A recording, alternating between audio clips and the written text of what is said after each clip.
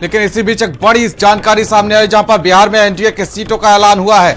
यह बड़ी अपडेट, बिहार में जेडीयू 16 सीटों पर चुनाव लड़ेगी। यह बड़ी अपडेट इस वक्त की आप तक पहुंचा रहे हैं। बिहार में बीजेपी 17 सीटों पर चुनाव लड़ेगी। यह बड़ी अपडेट, उपेंद्र कुशवाहा की पार्टी एक सीट पर चुनाव लड़ेगी। औपचारिक ऐलान हो चुका है। एलजेपीआर 5 सीटों पर और हम एक सीट पर चुनाव लड़ेगी। तो बिहार में एनडीए की सीटों का ऐलान हो चुका है और कौन कितनी सीटों पर चुनाव लड़ेगा उसमें अगर बात की जाए तो जेडीयू के खाते में 16 सीटें आई हैं। यह बड़ी अपडेट आप तक पहुंचा रहे हैं। बीजेपी खुद 17 सीटों पर चुनाव लड़ेगी। उपेंद्र कुशवाहा की पार्टी एक सीट पर मैदान में उतरेगी। एक सीट खाते में आई है। एलजेपीआर 5 सीटों पर चुनाव लड़ेगी और हम की बात कर ले तो एक सीटों पर चुनाव लड़ेगी। तो बड़ी अपडेट इस वक्त की आपको बता दें कि जहां पर बिहार में एनडीए के सीटों का ऐलान हो गया है और बिहार में जेडीयू 16 सीटों पर चुनाव लड़ेगी और बीजेपी खुद 17 सीटों पर मैदान में उतरेगी। उपेंद्र कुशवाहा की पार्टी जो है वो एक सीट पर चुनाव लड़ेगी। एलजेपीआर 5 सीटों पर चुनाव लड़ेगी और हम एक सीट पर चुनाव लड़ेगी। तो बिहार की बात कर लेते हैं जहां पर सीटों का बंटवारा एनडीए में फाइनल हो गया है। बीजेपी ने खुद के खाते में 17 सीटें रखी हैं। 17 सीटों पर खुद चुनाव लड़ेगी। उपेंद्र कुशवाहा की पार्टी को एक सीट दी गई है। एलजेपीआर 5 सीटों पर और हिंदुस्तान आवाम मोर्चा एक सीट पर चुनाव लड़ेगा। बिहार में एनडीए की सीटों का ऐलान हो गया है।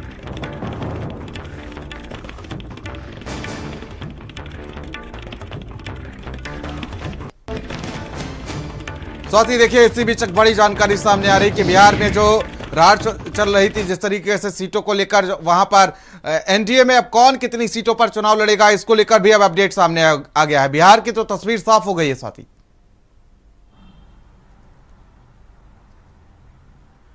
जी बिल्कुल, देखिए अभी साझा प्रेस कॉन्फ्रेंस बीजेपी मुख्यालय में चल रही थी जहां पर ऐलान किया गया है कि बीजेपी 17 सीटों पर बिहार में चुनाव लड़ेगी क्योंकि 40 लोकसभा सीटें बिहार में हो और जेडीयू 16 सीटों पर। इसके साथ ही चिराग पासवान की पार्टी 5 सीटों पर चुनाव लड़ेगी। लेकिन अब सवाल है कि पशुपति पारस कहाँ जाएंगे, क्योंकि नाराजगी अभी देखने को मिली थी जब प्रेस कॉन्फ्रेंस किया गया था और कहा गया था कि अगर नहीं हिस्सेदारी दी जाती है तो फैसला भी लिया जाएगा। अब देखना होगा क्या होगा। लेकिन बिहार को लेकर चीजें फाइनल हो गई है। अब उत्तर प्रदेश पर मंथन अब से थोड़ी देर बाद ही शुरू होने जा रहा है। तमाम जो नेता हैं वो भी अब बीजेपी मुख्यालय में पहुंचने शुरू हो गए हैं।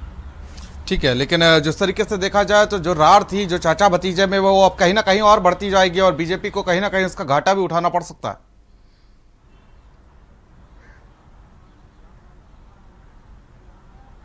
जी बिल्कुल, चाचा बहुत नाराज दिख रहे थे पिछले दिनों जब प्रेस कॉन्फ्रेंस किया गया था। साफ तौर पर चेतावनी भारतीय जनता पार्टी को चाचा की तरफ से दिया गया था और चिराग पासवान बहुत खुश नजर आ रहे थे जब राष्ट्रीय अध्यक्ष जेपी नड्डा से मुलाकात हुई थी। उस दौरान जो है मुलाकात के बाद अपने पिताजी के साथ तस्वीर भी शेयर चिराग पासवान ने किया था। 5 सीटों पर चुनाव लड़ेंगे बिहार में, 40 सीटें हैं, तो ऐसे में 5 सीटें 2024 में दी गई है तो जाहिर सी बात है कि खुशी चिराग पासवान में होगी और पार्टी के अंदर भी है। लेकिन अब चाचा का अगला रास्ता क्या होगा ये देखना महत्वपूर्ण होगा, क्योंकि चेतावनी तो दी गई थी। इसके साथ ही बाकी जो सहयोगी दल है, चाहे हम पार्टी की बात कर ले तो हम पार्टी जीतन राम मांझी की है, 1 सीटों पर बातचीत बन गई है और कई दिनों से मंथन दिल्ली में चल रहा था बिहार को लेकर। अब सहयोगी दलों को साथ लेकर बीजेपी जो है 2024 में मैदान में उतरेगी। जेडीयू भी इस बार बीजेपी के साथ है और 40 सीटों पर किस तरह से जीत हासिल बीजेपी करेगी, एनडीए करेगी, ये देखना सबसे महत्वपूर्ण होगा। देखिए अगर स्वाति बात की जाए तो यहाँ पर ये यूपी से सटा हुआ राज्य है और बीजेपी कोई भी कोर कसर नहीं छोड़ना चाहती है, क्योंकि इस बार जो लक्ष्य है तो 370 पार बीजेपी और 400 पार एनडीए का है। तो ऐसे में यहाँ पर एक सटीक रणनीति जरूर बीजेपी ने बनाई है और बड़ी ही सार्थकता के साथ कह लें कि यहाँ पर सीटों का ऐलान किया गया है बिहार में।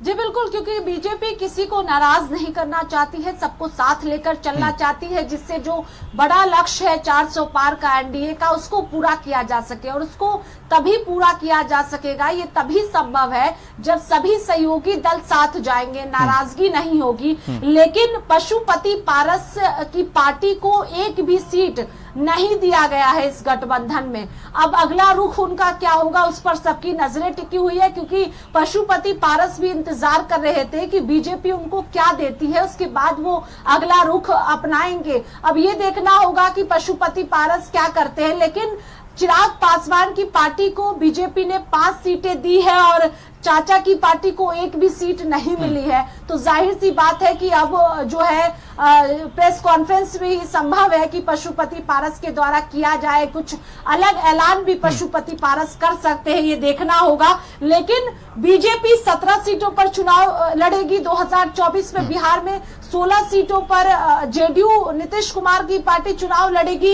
इसके साथ ही उपेंद्र कुशवाहा और हम पार्टी को एक एक सीटें दी गई है। अभी गठबंधन का ऐलान सीटों पर जो है वो बीजेपी मुख्यालय में किया जा रहा है, प्रेस कॉन्फ्रेंस किया जा रहा है, जिसमें खुद विनोद तावड़े मौजूद है और तमाम जो गठबंधन के साथी है वो भी इस दौरान मौजूद है और एक एक करके जो है वो प्रेस कॉन्फ्रेंस में अपनी बात को भी रख रहे हैं। देखिए, जब एनडीए का हिस्सा बने थे चिराग पासवान तो कहीं ना कहीं बड़े असहज से हो गए थे उनके चाचा पशुपतिनाथ पारस, और उसके बाद लगातार ये माना जा रहा था कि जब दोनों एनडीए का हिस्सा हैं तो ये दूरियां कहीं ना कहीं कम हो जाएंगी जो बढ़ गई थी, लेकिन ऐसा नहीं हुआ। और अब चिराग पासवान की पार्टी को 5 सीटें और उनके चाचा को एक भी सीट नहीं मिली है, कैसे देखते हैं आप?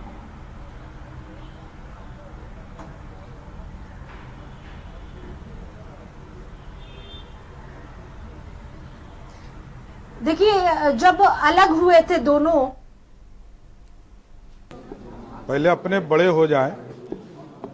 आजादी के चौथी पीढ़ी वही है, 4 पीढ़ियों से इस देश को गुलाम बनाने का प्रयास कर रहे हैं, इस देश को लूटने का प्रयास कर रहे हैं। चाहे उनके दादा हो, परदादा हो, दादी हो, पिताजी हो, जिसने 4 जनरेशन तक इस देश में राज किया हो, उनको कोई नैतिक अधिकार नहीं किसी से पूछने। इलेक्शन कमीशन ने बिहार के होम सेक्रेटरी को हटाने का नहीं, सिर्फ बिहार नहीं, पूरे देश के 6 राज्यों में ऐसे कार्रवाई उन्होंने किया है।